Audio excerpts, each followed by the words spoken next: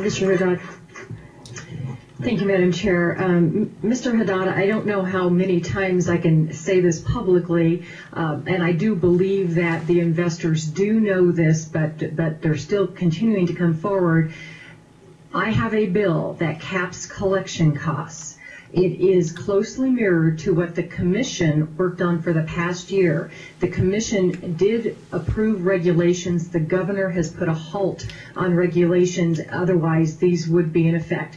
Now, being completely genuine, I know you guys know this, so I want to go on the record. I think this might be my fifth or sixth time to say I have a separate bill that caps it. So when you look at this bill, you will notice that it says reasonable collection costs that are included.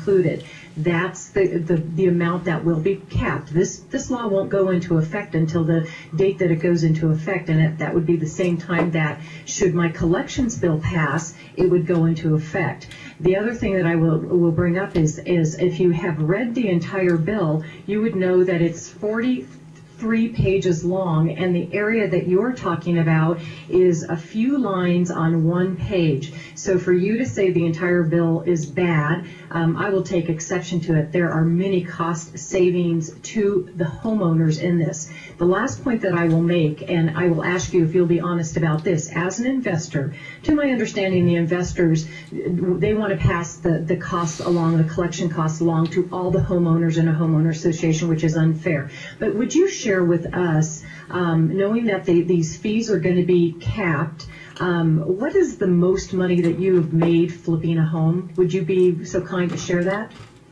You mean I spend my money, my hard-earned dollars, and I invest, and I put my money down, and I risk. I take three risks when I buy. I take the risk that the title insurance is messed up. I take a risk that the property, it will never be vacated by the people that are in there because, of occupancy. Then I take a risk that the property is really messed up.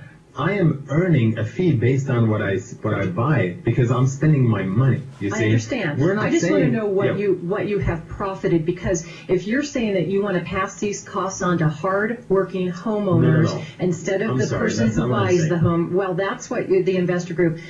I realize I'm pretty passionate about this because I think there's a lot of misleading information out there, and I want to protect the homeowners from getting the fees that the investor, when he buys a home, wants to pass on to them instead of covering the fees himself. That's what my collection bill will do, is it'll prevent that from happening. So Before we have can I clarify? Mr. Haddad, can I clarify something, Senator? Wait, hold on one second, Mr. Haddad. Yes, We are already getting well into, because we're getting very emotional on both sides.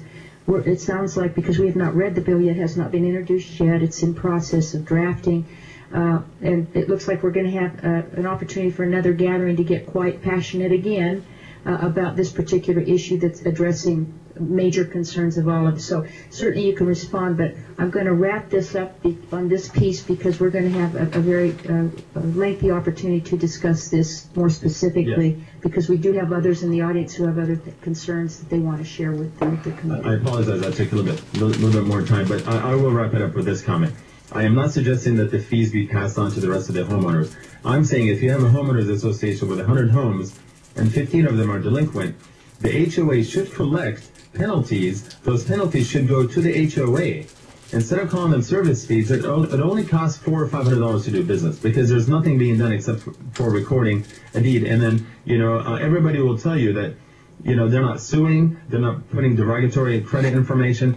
All they're doing is producing demands. And those demands, the management companies are sending bills anyway when somebody doesn't pay. So why doesn't the HOA say, all right, if you don't pay, you owe $100 penalty, and that penalty goes to the HOA. We can enrich the 85 homeowners that are paying with the $2,000. We can say, look, if it costs $500 to do business, we take the additional monies, which is $1,500, and we give it back to the HOAs in penalties. We call it penalties, which is exactly what it is. You saw something here where I paid $1,600 because I was 70 days in protest. 70 days in protest, I paid $1,600. Shouldn't that money have gone to the 85 homeowners that that are paying their bills? I'm not saying that pass the fees on to the HOA, other homeowners.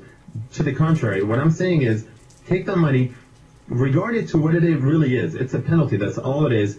Give it back to the HOAs. everybody's assessments will actually go down. So Senator Copening, it's absolutely, I wish that you would not misunderstand me. If you'd like more clarification, I can certainly talk to you about that at another time.